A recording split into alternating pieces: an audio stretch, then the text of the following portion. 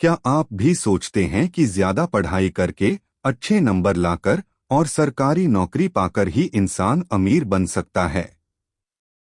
अगर हाँ, तो ये वीडियो आपकी सोच को पूरी तरह बदल सकती है।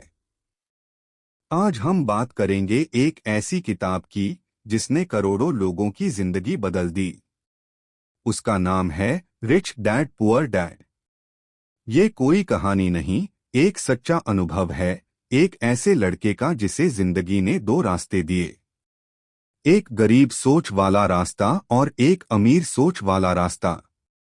तो चलिए जानते हैं कि इस किताब में ऐसा क्या खास है जो इसे हर इंसान को एक बार जरूर पढ़नी चाहिए। पार्ट एक, लेखक की कहानी, दो पिता, एक दो। Narration. Rich dad poor dad के लेखक हैं रॉबर्ट कियोस्की।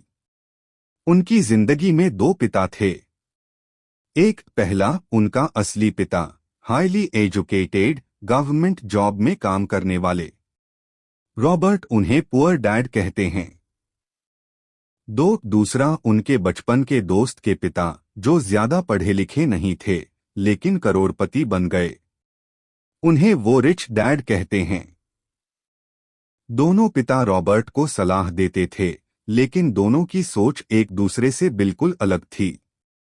पुअर डैड कहते थे, अच्छी नौकरी ही जिंदगी की सबसे बड़ी सफलता है।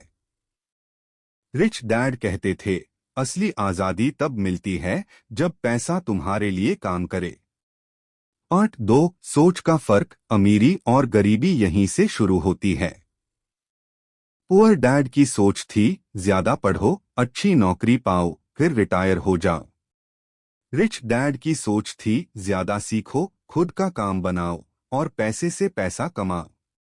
पुअर डैड हमेशा ये कहते थे, पैसे के बारे में बात मत करो, ये बुरा होता है। रिच डैड कहते थे, अगर पैसे की बात नहीं करोगे तो कभी पैसे वाले नहीं बनोगे। सीख है, असली फर्क पैसा नहीं, सोच है। जिस दिन आपकी सोच अमीरों जैसी हो गई, उसी दिन आपकी जिंदगी बदलनी शुरू हो जाएगी। पार्ट तीन, एसेट और लायबिलिटी का फर्क। नरेशन। इस किताब का सबसे ताकतवर कॉन्सेप्ट है एसेट और लायबिलिटी का फर्क। एसेट यानी वो चीज जो आपको हर महीने पैसा देती है, जैसे किराए की प्रॉपर्टी, शेयर मार्केट, कोई बिजनेस या किताबें जिनसे रॉयल्टी मिलती है।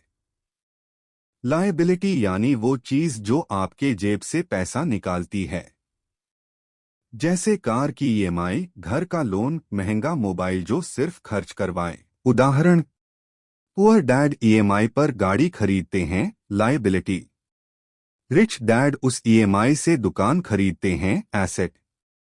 सीख है, अगर आप अमीर बनना चाहते हैं तो पहले एसेट्स खरीदना शुरू कीजिए, न कि लायबिलिटीज।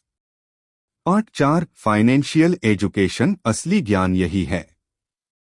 रॉबर्ट ने बताया कि हमारे स्कूल और कॉलेज हमें बहुत कुछ सिखाते हैं, मैथ, साइंस, इतिहास, लेकिन एक चीज नहीं सिखाते, पैसे को कैसे संभालें।